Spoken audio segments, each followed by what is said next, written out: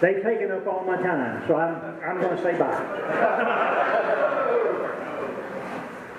No, I've enjoyed coming up here. I've been telling these stories and singing silly songs, I think, for 7 years up at Glenn's and then down here, and I've enjoyed every bit of it.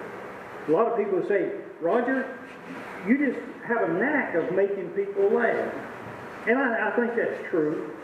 I remember when I was in high school, I asked a girl for a date, and she just laughed at me and turned and walked off.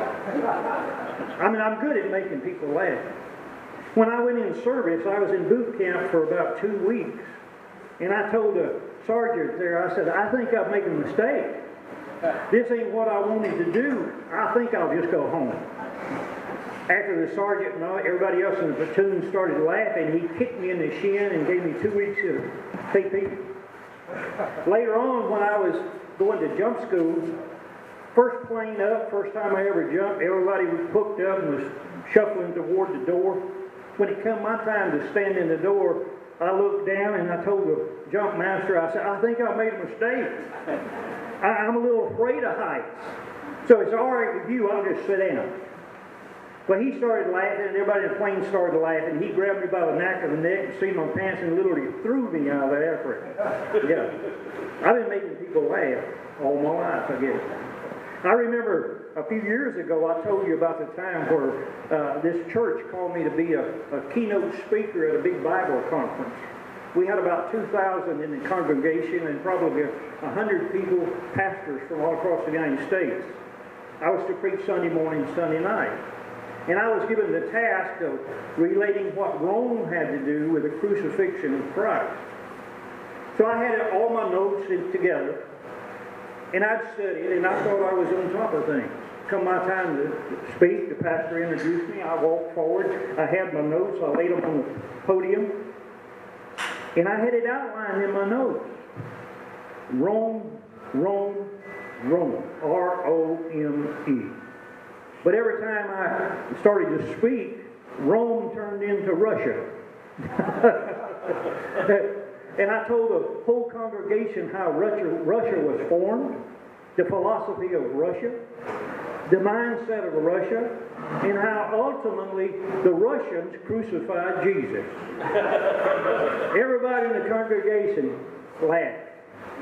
And like that time, it was a fad in some of the churches that if the people in the audience agreed with you, or they thought something was funny, they'd pull out a white handkerchief and roll it around their heads like this. When I got to the point where I said it was the Russians who crucified Jesus, it looked like a snowstorm in the congregation. Yeah, I have a knack of making people laugh. But this morning I want to share with you a story that happened to me a long time ago when we lived in North Georgia in a place called Booger Holler. It was 1956, 11 years after the end of World War II. In 1945, 11 million men and women of the armed services came home to America. They quickly married and started a family. It was the greatest boom in the history of the world. But it also created a tremendous problem. There was not enough housing for everybody because housing had really slowed down during the war years. So they had to ramp it back up to get enough housing to house all these new families. That's when logging camps and sawmills began to spring up all across the United States.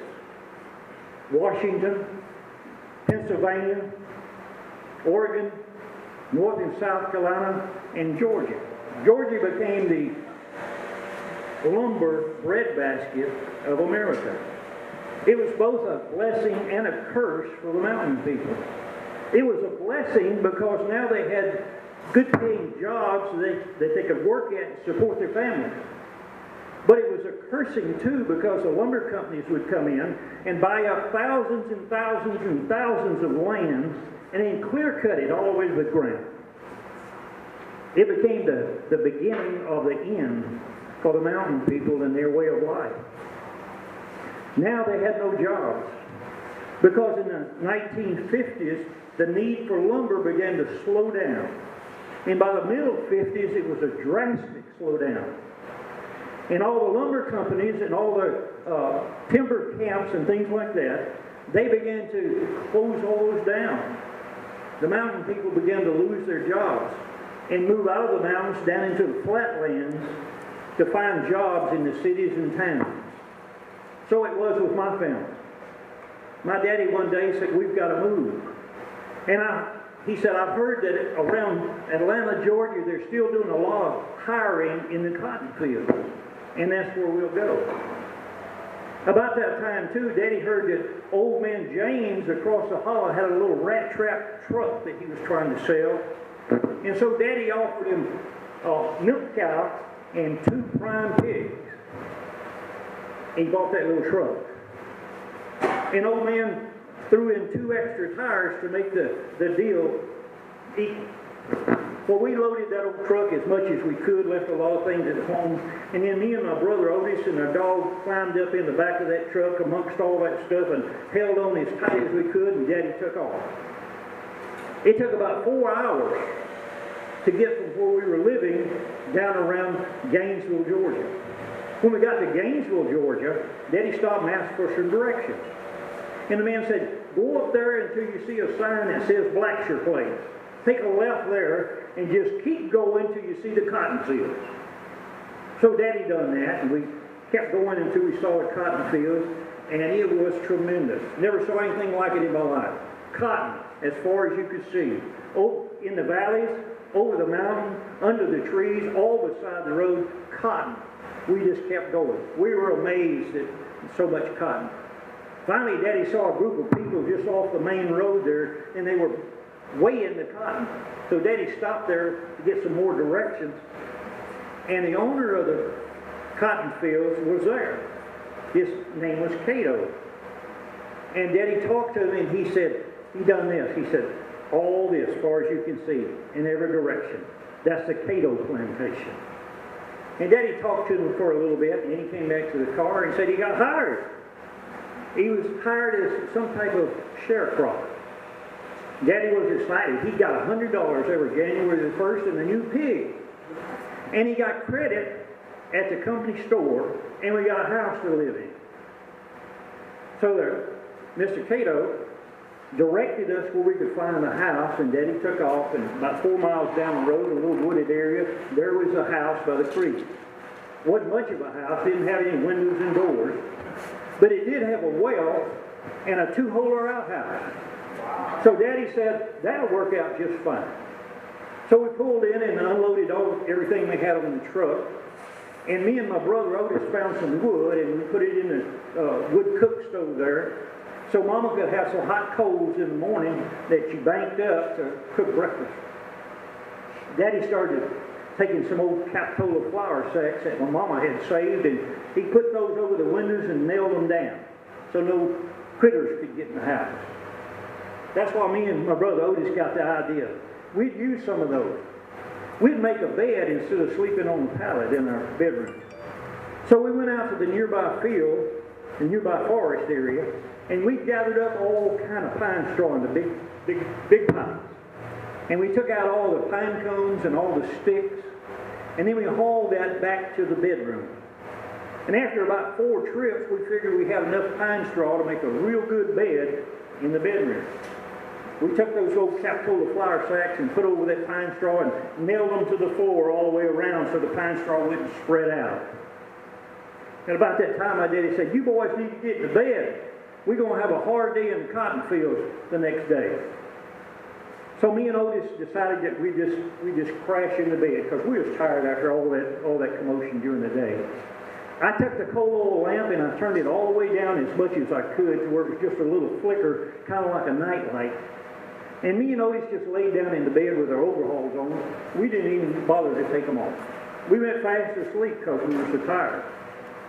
Then about 1 o'clock in the morning, Otis woke up with a loud scream. Ah!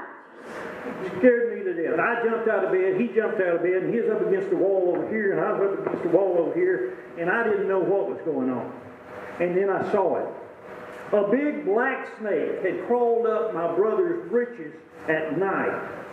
Otis caught that head of that black snake right here. And he wasn't about to let go. And he used both hands. But the problem was he only had one hand on the black snake. The other hand was on something else.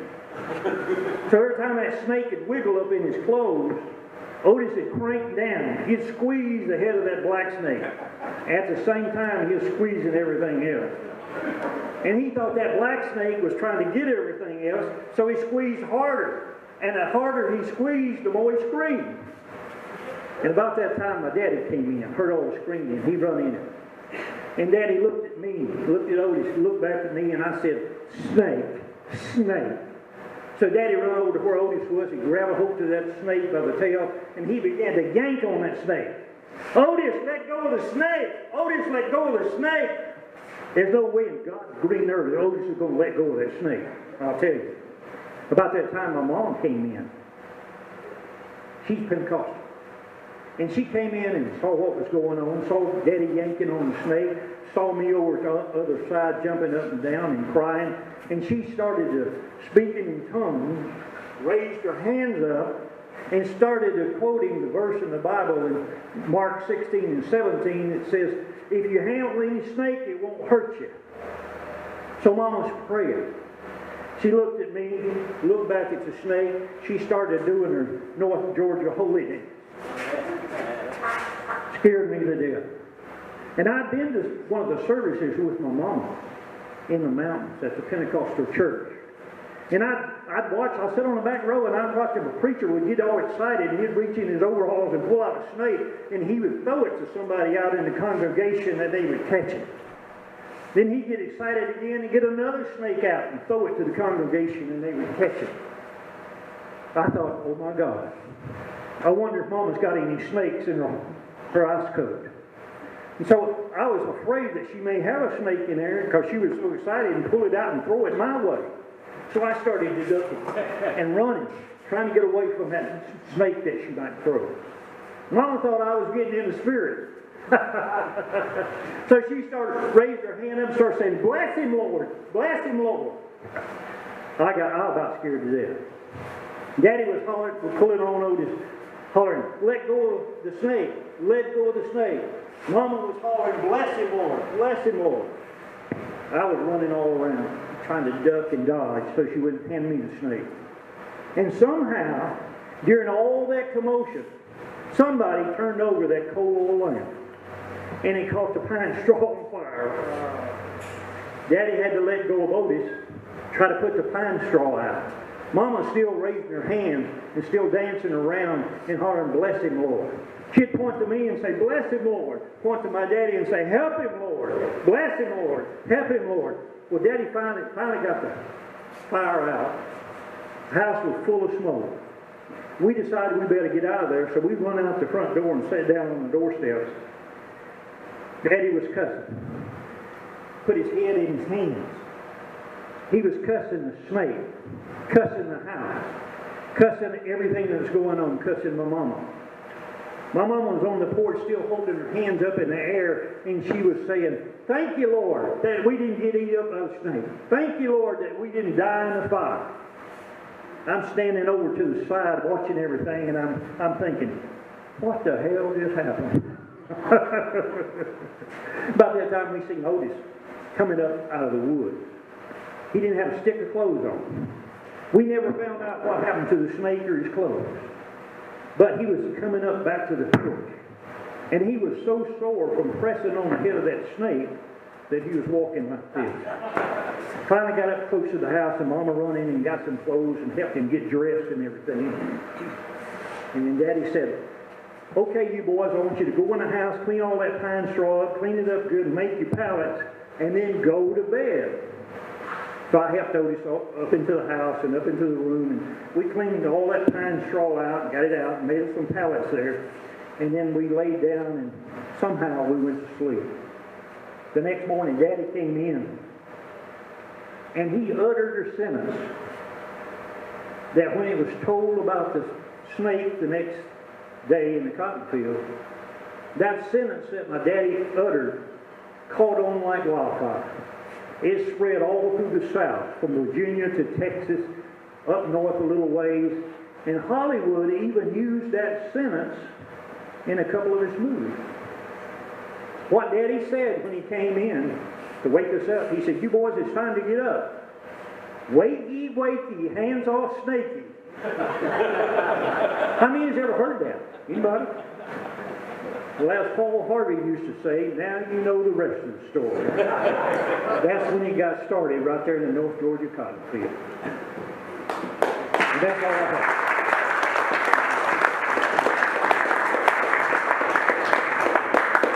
Now look.